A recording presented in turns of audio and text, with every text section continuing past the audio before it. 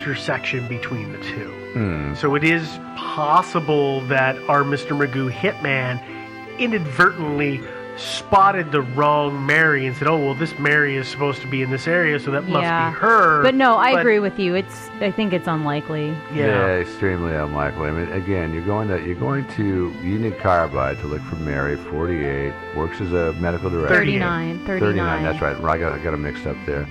You're not going to run across the other Mary and say, oh, there goes the other Mary Morris. You have no idea that her name is Mary Morris because nobody's told you anything about her. No, and hitmen don't tend to stand out to the office and say, excuse me, what's your name? What's your name? I got a contract. What's your name? What's your name? They don't do that. No. Well, now the other way they could be related is that imagine that the killer was actually Mary 1's husband, Jay Morris. That would explain why the body was burned for the first one. Because, first of all, I mean, you've knocked off your wife, and obviously you're the husband. You're going to be the first suspect. So, what do? You go knock off another Mary Morris shortly thereafter. Therefore, immediately people are going to be thinking hit gone wrong. And obviously the attention is going to shift to Mike and off of you. Regardless of, okay, so now you're casting shade on Jay Morris. Okay, but just saying it's a possibility. I'm not accusing I'm not him. going to disagree with that. But regardless, I would imagine that, and this is just in my guesses about this whole thing, as I've already said, I would think that if you were going to off somebody and you were going to dispose of their body, you would do it one way, and the second time you had to do it, you would probably most likely follow the same pattern because people are not that creative. Unless you got interrupted. Yeah, there's that. Well, you don't really need to. I mean, think about why he might have burned the body in the first case. Besides hiding evidence? Well, besides hiding evidence. Okay. He doesn't need to hide DNA evidence, assuming that it was his wife. Mm-hmm. But imagine the body hadn't been burned. Then what would he have had to do? He would have had to go down to the morgue and identify the body, correct? Right. And most people, at least if you're a smart murderer, you're going to know your limitations. And you're going to know whether you actually have any acting ability or not. Now, if you murdered your wife and you got to ID the body, this could be one area where you could really get tripped up. Okay, so I see where you're going, Joe. Yeah. I've never in the reading, and granted the reading about Mary Henderson Morris is a little less robust than Mary McGinnis Morris, but most stuff in there does not indicate that there was any troubles in the marriage or any reasons for him to have done that. But let's not forget know. that. Yeah, no, there wasn't, but let's not forget. People do things. Well, let's not forget that immediately the whole hit thing, everybody, that's the internet's brain. On the second murder, yes. The internet's brain, the police's brains, everybody. And so that really took the heat off of Jay. Big time. And so there might have been some stuff going on. Who the hell knows? Yeah. I mean, you don't know what's going on. I mean, I've known people who seem very, very happily married, and, well, they're divorced now. Yeah. I mean, that stuff happens. And so, again, I'm not accusing Jay of anything, but this is a much neglected theory. Yeah, well... That does explain a few things, because, again, the whole hitman theory, when you think about it, really doesn't make any sense. So the other thing about the hitman theory that doesn't work is that there does appear to be an angle of theft in Mary Henderson Morris's death because 6 months after her death, Jay started getting a bill from her calling card, because this is back in the days when you had a calling card to make long-distance calls, to the tune of $2,000. The cops track it down. Some teenage girl has that card. She says, I found this purse in this parking lot in Galveston. She apparently then gave the purse to a friend. The police go to that friend who has the purse. It does not obviously have any of Mary's stuff in it. This person has just chalked all that stuff. But they then, here's the weird part, is they then turn around and they go to Mary Henderson Morris's family and they say, hey, is this her purse? And they all say, no, she didn't own that purse. Either A, and nothing has ever been put out there that if anybody ever asked Mary McGinnis Morris's family if it was her purse, or B, it could be some weirdo robbery killer guy who he took her stuff her wallet or her cards or whatever, and tossed it into the next purse or the prior purse that he had stolen, and then eventually just did a big dump and dumped it in a parking lot and left. Because Galveston is less than... It's like 20 miles away. It's super close. Well, it's not... Actually, I don't even think it's that far away, but... Yeah, it's not inconceivable that somebody could have rooted around in her purse, taken out any items of possible value to him, and he didn't see any particular value in something like, say, a calling card. So he just left it. Somebody else came along and actually took that. But it's the differences in purses. That's the thing. Well, where Henderson's it didn't have to start. It didn't have to stay in the same purse. It can migrate from one purse to another. And that's what I'm saying, though. So it's a weird thing where suddenly 6 months later it pops up. Jay also started getting weirdo phone calls asking for his wife a couple months after she died. Though the cops traced those to an apartment complex, and as soon as he stopped saying she's not here and started saying, oh yeah, you can find her at, and gave the sheriff's department's phone number, the guy stopped calling. So I mean, like, somebody tortured him. To a degree, I feel like Jay got jerked around, and I don't know whether that's that's directly connected to his wife's death or not. Because there are sickos out there who just think that it's fun to do that.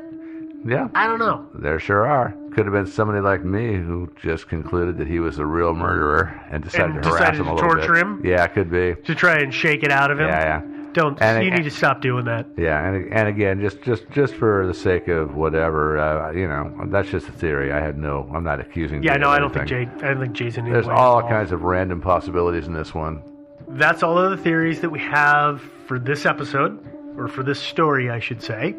I guess we should give everybody the fun, interesting, they've been waiting this entire time for details, which is the stuff about us. Because I know you want to know about us. So to talk to us... Actually, we probably want to know more about me, Joe.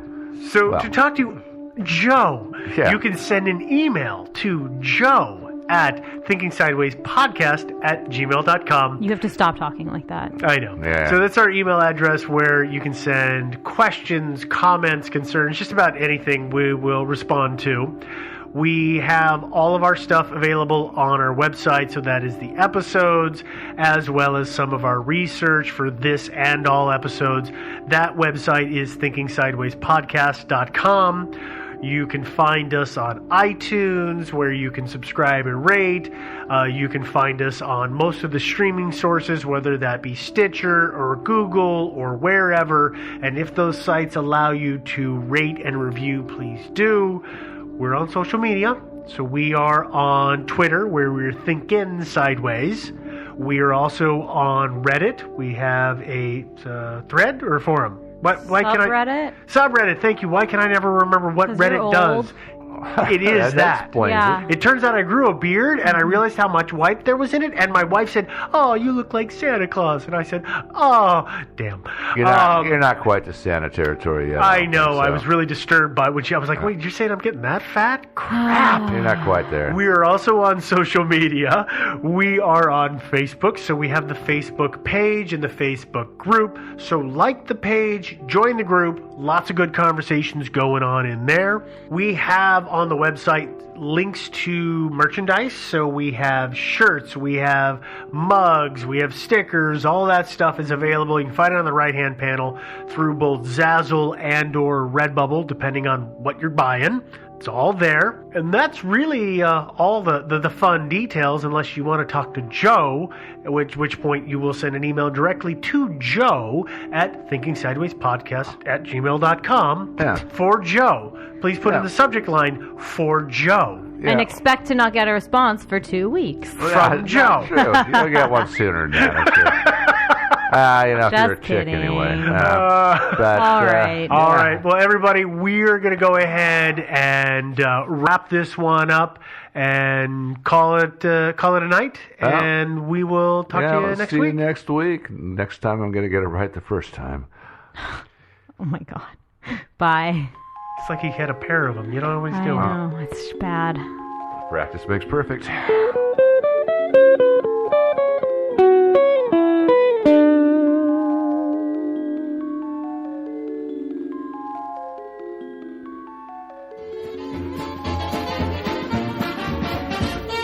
thinking sideways. I don't understand.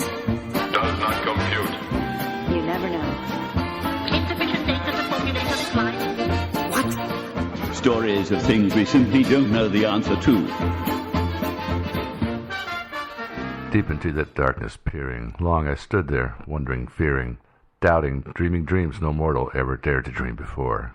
Hey guys, what's up? Singing Sideways, the podcast. Yeah? I'm Devin, joined as always by Joe? and Steve. tonight we're talking about the somehow still mysterious death of Edgar Allan Poe. Mm-hmm. You didn't know his death was an unsolved mystery, did you? Yeah, I did. No. Well, I saw that really terrible John Cusack movie, The Raven, years ago. Yeah, So I didn't see that. That Sorry. kinda I didn't see clued me that in. either. So, Oh, yeah. I would highly recommend that you don't. Okay. Okay, I won't. Okay. It starts with a letter that reads, Dear Sir, there's a gentleman, rather the worse for wear, at Ryan's 4th Ward polls, who goes under the cognomen of Edgar A. Poe, and who appears to be in great distress, and he says he is acquainted with you. He is in need of immediate assistance. Yours, in haste, Joseph W. Walker. To Dr. J. E. Snodgrass. So the story goes, Poe was found either in the street or in the tavern room of public house, tavern, also polling station. It was voting time. Yeah, it was, they multitasked back in those days. Yeah. Well, that's where they Boozed and always voted. Yeah. That's how you got people to vote, was you brought them to a bar. Yeah. You're like, drink and then go vote. Oh, no, it's the other way around. Vote, and we'll give you a drink. Oh, we should do that again. by the I way. think they're still doing that. I believe actually they are. Yeah. He was described as delirious, with his appearance being, quote, repulsive, unquote. His hair was unkempt. He seemed unwashed and unshaven. His clothes were all ragged and torn, which was very atypical of Poe. He was very well-dressed, known for being well-dressed on almost all times. It's worth mentioning probably also that the clothes that he was wearing were later discovered that they weren't his. He'd, for some reason, been wearing someone else's clothes when he was found. He was taken to a local hospital. He spent 4 days in a fairly incoherent stupor before dying on October 7th, 1849. In those 4 days, Poe was never coherent enough or couldn't remember what had caused him to be in the state that he was in. And this we're going to talk about in a minute, but this just comes from some fairly maybe unreliable sources. So it's hard to tell if it was that he was so incoherent the whole time that he couldn't actually tell people what had happened to him, or if he just couldn't remember what had happened to him. Or if it didn't get recorded. Yeah. Or, yeah, the doctor who was taking care of him, actually, who has submitted some fairly inconsistent accounts of the whole thing. Yeah, and we're gonna talk about that. He wouldn't let obviously. other people in, so maybe Poe was totally coherent the whole time, and the doctor just gassed him and killed him. Yeah, I know it is. I mean, for all we know, that's what happened. As Joe kind of mentioned or alluded to, Poe wasn't allowed visitors while he was in the hospital. He was kept in what's described as a prison-like cell. It even had bars on the windows. It was often reserved for drunks, to sleep it off. So The drunk tank, basically. basically The hospital drunk tank. drunk tank, yeah. As I said, he didn't have any visitors. The attending physician's name was Dr. John Joseph Moran. And a lot of people had been saying that Poe was found drunk, and that's why he was in this stupor. But Moran said, no, Poe wasn't drunk. He was totally sober. But then again, as we already mentioned a little bit, it's hard to tell. We just have the one account. So who knows what was true and what was not true? Mm-hmm. Apparently, Poe told Moran, when Moran said, oh, soon you're going to have friends being able to come visit you, Poe said the best thing that his friends could do for him would be to blow out his brains with a pistol. Well, that's not morbid or anything. Well, it's not like Poe was known for not being morbid. I mean... Yeah, he wasn't all sunshine and happiness. That wasn't so much Poe. Mrs. Herring tried to visit him, but we later find out through letters that it was in fact Mr. Herring, which was his uncle-in-law. Oh, so it was his uncle that was trying to come see him and not a woman. Mm-hmm. Okay. That it was recorded as a Mrs., but again, it was Moran who recorded it, so... And we don't know how far after Poe died that he wrote it down, so why his account might be a little mixed up. Exactly. Poe was said to have called out Reynolds repeatedly on the night of his death. This is a huge unexplained mystery. There's a lot of speculation about who Reynolds might be. There's a lot of... Reynolds is a fairly common last name in that area at that time. Could be Reynolds Wrap. He just wanted some Yeah, foil. he just wanted some foil, man, for his hat. It even occurred to me that possibly I did a little research and couldn't find anything else, but it occurred to me that maybe Reynolds, there was a brand of laudanum or some other drug that was produced by the Reynolds company. Yeah, it's always possible. He also spoke about a wife that he had in Richmond, but more on this later because, by the way, Poe didn't actually have a wife at the time at all, particularly not in Richmond. He did live in Richmond, confused about what was going on. Well, although in which way he was confused, it remains to be seen. Maybe he was talking about his ex-wife who had died 2 years before.